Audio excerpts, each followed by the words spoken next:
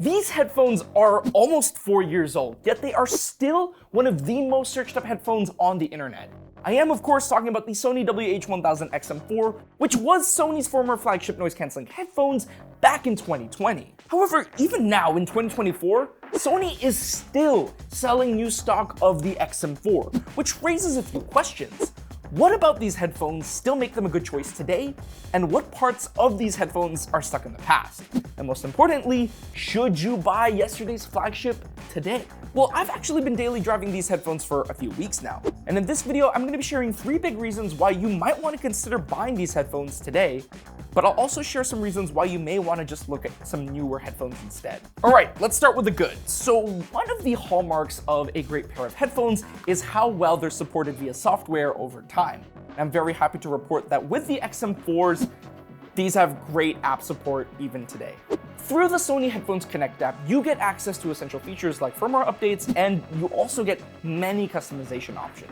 For example, the equalizer built into the Sony app is still among the best you'll find in any headphone app, since it gives you a lot of control over the tuning of your cans. And you can also access features like ambient sound control and adaptive sound control, which adjusts the level of ANC and ambient sound depending on your activity or location. Secondly, despite being almost 4 years old, the active noise cancellation performance of the XM4 still holds up today. Now, looking at our measurements, the XM4 headphones are able to reduce the loudness of outside noise by an average of 84%. Now, for reference, that's about the same performance as the XM5 headphones. However, while the average reduction in loudness might be the same, there are some differences in the ANC performance between the XM4 and XM5. Most notably, the XM4 doesn't attenuate low frequencies as well as the XM5. But still, despite that minor difference, the XM4 is still very much a great travel companion, as the noise cancelling is very much up to the task of quieting the world around you. So if you're working in a busy cafe or office, or you're looking to just quiet the loud engine rumbles on a plane, these headphones got your back.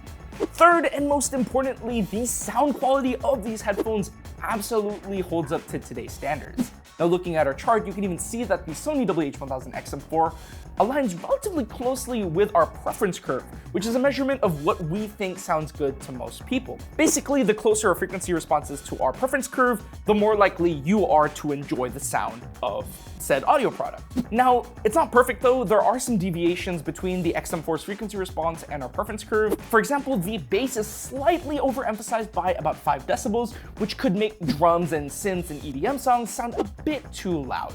However, this can easily be remedied by turning down the clear bass slider in the app. Although some of you might actually enjoy this overemphasis. In that case, there you go. At least you have the option to reduce or increase the bass at all.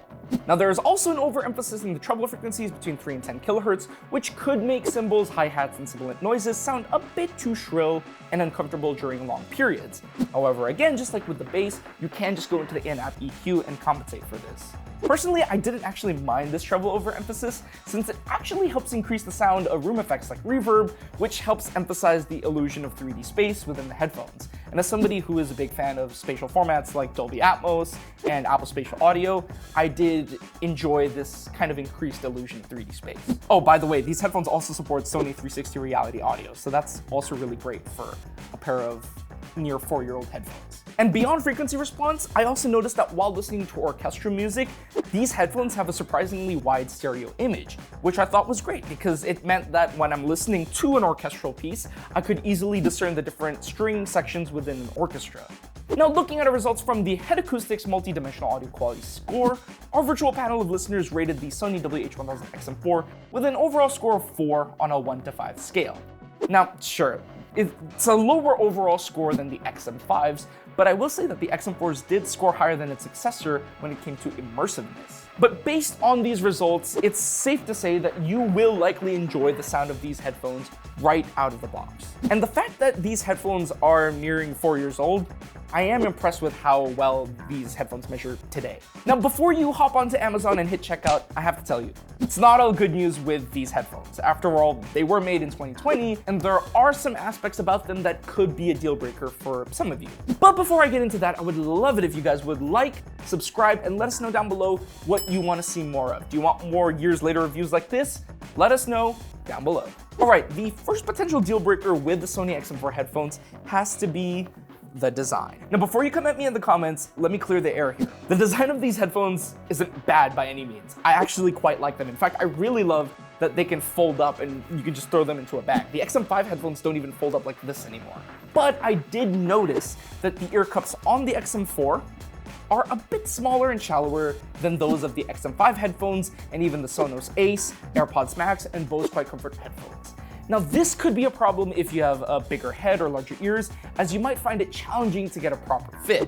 Now, if you can't get a proper fit, you might accidentally compromise the seal, and that can negatively affect the sound quality and active noise cancellation performance of these headphones. Also, while the XM4s aren't as heavy as something like the AirPods Max, they are weightier on the head compared to the XM5 headphones, which are a lot easier to wear during longer listening periods. But during my experience, I didn't have any major comfort issues with the XM4 headphones, even while wearing glasses, and I also have pretty average sized ears. But I definitely missed the plush lightweight build and deeper ear cups of headphones like the Bose QuietComfort 45 headphones, and of course the Sony WH-1000XM4 headphones. Now, design aside, something else you need to consider if you're gonna buy the XM4 is the battery life.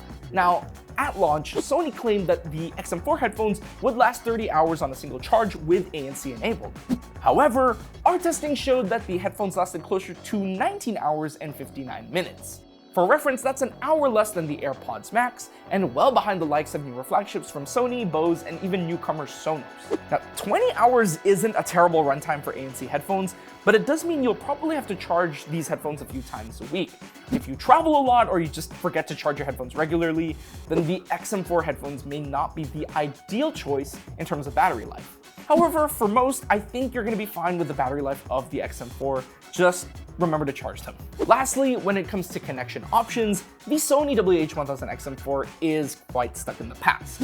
Now sure, it supports the usual suspects like SBC and AAC, and you've got LDAC for higher quality streaming over Bluetooth. However, those options pale in comparison to the codecs offered by newer headphones equipped with Snapdragon sound.